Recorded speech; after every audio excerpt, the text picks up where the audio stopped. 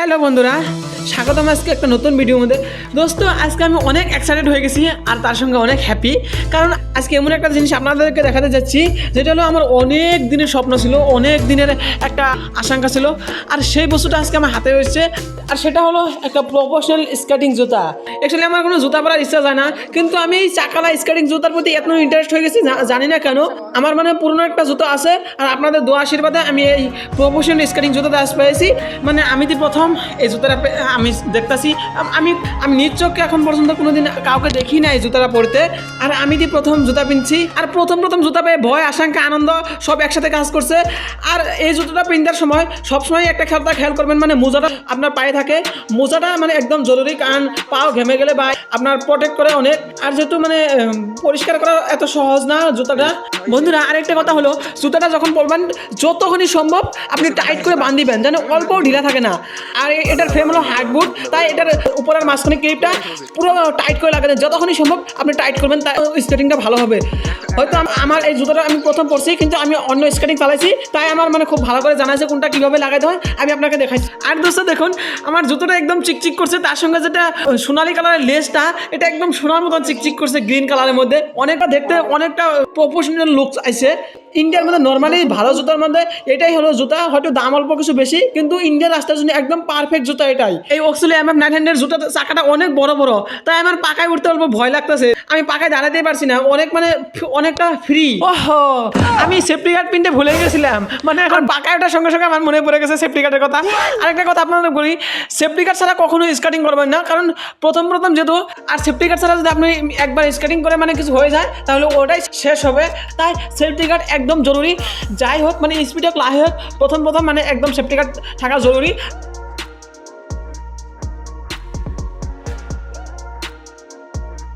আর একটা কথা বলি তোমাদেরকে, আর এই চাকাওয়ালা জুতা দেখলে না তোমাদেরকে অনেক কিছু বলবে, জাস্ট সেফটি গার্ডটা নিবার প্র্যাকটিস করলে হয়ে যাবে। তারপর যে যাই বলুক এক কান্দে শুনে আরেক কান্দে বাইর করে দিবে। তো চলো, আমি এখন পাকায় উঠবো স্কেটিং করার জন্য, রেডি থাকো। কেমন জানি ফিলিং হইতাছে।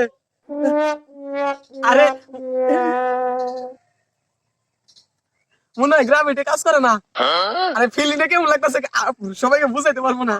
কেমন জানি পায়ে মনে জুরি নাই দেখি। আই আই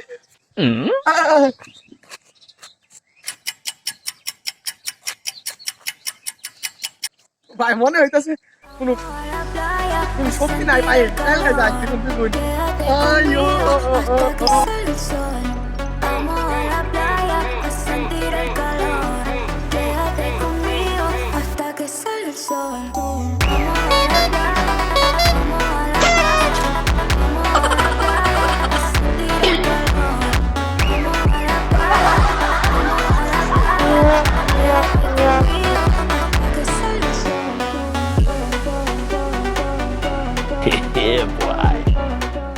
ভাই, আমি পায়ের মধ্যে কোনো বলই দিচ্ছি না, আমার জুতোই এলকাই চলছে, নিজের কন্ট্রোল না, আউট অফ কন্ট্রোল আছে দোস্ত।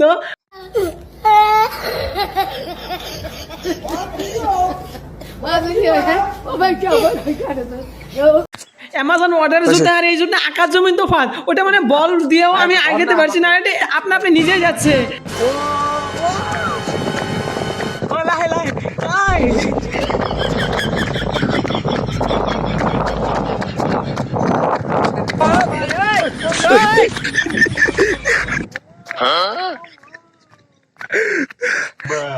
এই ভাই ব্রেক মার।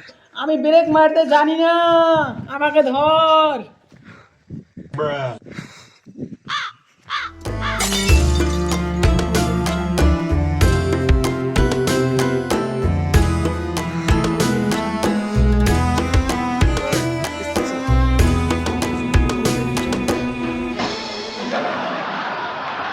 আমাকে ধরলি না কেন? আমি অনেক ভয় পাই গেছিলাম রে, মানে আমার জুতোটা একদম দাঁড়া ছিল না, খালি জাবারি নিচ্ছিল। আমি কোনো ব্রেক সেরেক কিচ্ছু মারতে পারি নাই, আমি অনেক ভয় পাই গেছিলাম। জুতোটা মানে আমি রাখতেও পারি না, একদম দাঁড়া ছিল না। পরে বহুত দূর যায় আপনি দাঁড়াচ্ছে। ভাই, যখন স্কেটিং চলা শুরু করে একদম আলাদা একটা মজা লাগে।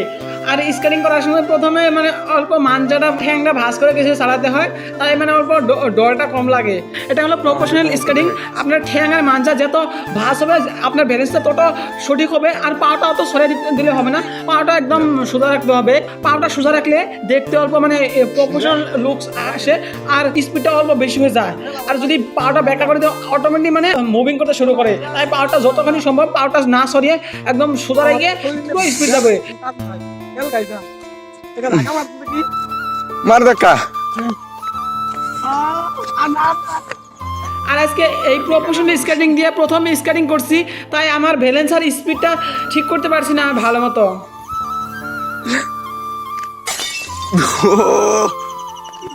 কি করলো তুমি? A few moments later.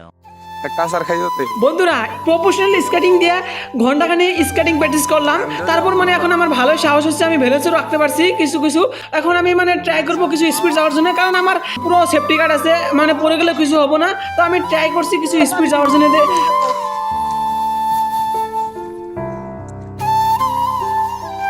আরেকটা কথা হলো আপনারা পারবেন, মানে যদি আপনার কনফিডেন্স থাকে আর যদি মানে বিগিনার কম দামি স্কেটিং দিয়ে যদি কিছু প্র্যাকটিস থাকে, তাহলে আপনি এই প্রফেশনাল স্কেটিং দিয়ে আরামসে মানে অনেক ভালো স্কেটিং করতে পারবেন, একদম কিছু দিনের ভিতরে শিখে যাবেন। মানে এই প্রফেশনাল স্কেটিংটা যদি মানে স্কেটিং কিছু জানা থাকে তাহলে একদম সহজে শিখে যাবেন, এটাতে কোনো কষ্ট হবে না, পুরো স্পিডে যেতে পারবেন। যত স্পিড যাবেন যত চালাতে পারবেন তত মজা এটাতে। আপনাকে অনেক ধন্যবাদ। আবার দেখা হবে পরবর্তী কোনো একদিন স্কেটিং করা ভিডিওর মধ্যে।